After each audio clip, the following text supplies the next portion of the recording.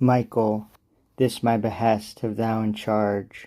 Take to thee from among the cherubim thy choice of flaming warriors, lest the fiend, or in behalf of man, or to invade vacant possession, some new trouble raise. Haste thee, and from the paradise of God without remorse drive out the sinful pair. From hallowed ground the unholy, and denounce to them and to their progeny from thence perpetual banishment. Yet lest they faint at the sad sentence rigorously urged, for I behold them softened and with tears bewailing their excess, all terror hide. If patiently thy bidding they obey, dismiss them not disconsolate.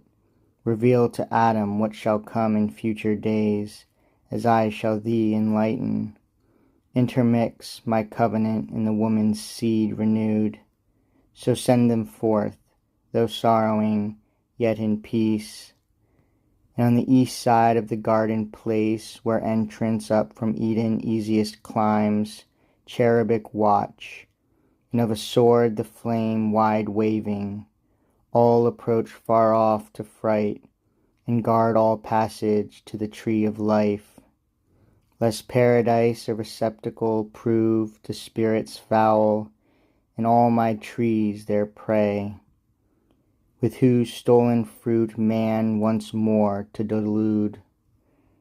He seized, and the archangelic power prepared for swift descent, with him the cohort bright of watchful cherubim. 4 faces each had like a double Janus, all their shapes spangled with eyes more numerous than those of Argus, and more wakeful than to drowse, charmed with Arcadian pipe, the pastoral reed of Hermes, or his opiate rod. Meanwhile, to re-salute the world with sacred light, Leucothea waked, and with fresh dews embalmed the earth. When Adam and first matron Eve had ended now their orisons, and found strength added from above, new hope to spring out of despair, joy but with fear yet linked, which thus to Eve his welcome words renewed.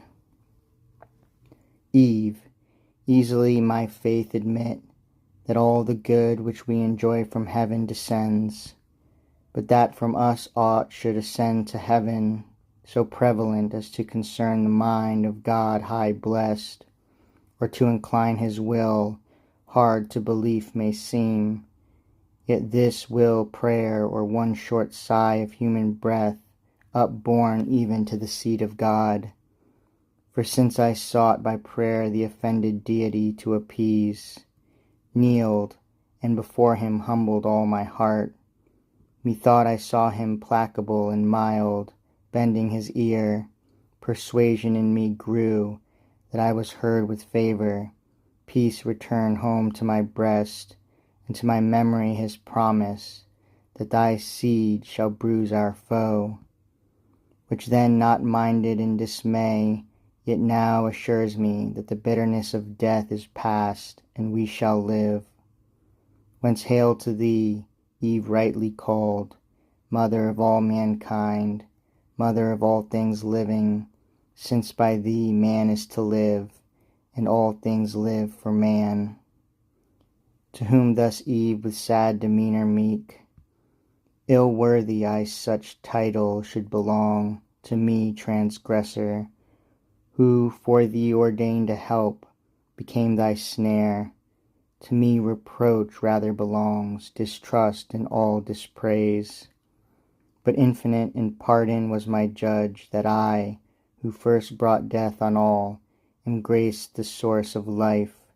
Next favourable thou, who highly thus to entitle me vouchsafest, far other name deserving.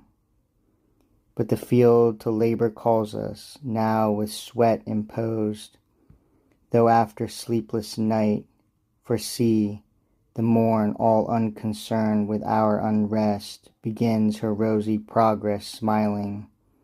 Let us forth, I never from thy side henceforth to stray, where'er our day's work lies, though now enjoined laborious till day droop. While here we dwell, what can be toilsome in these pleasant walks? Here let us live, though in fallen state, content.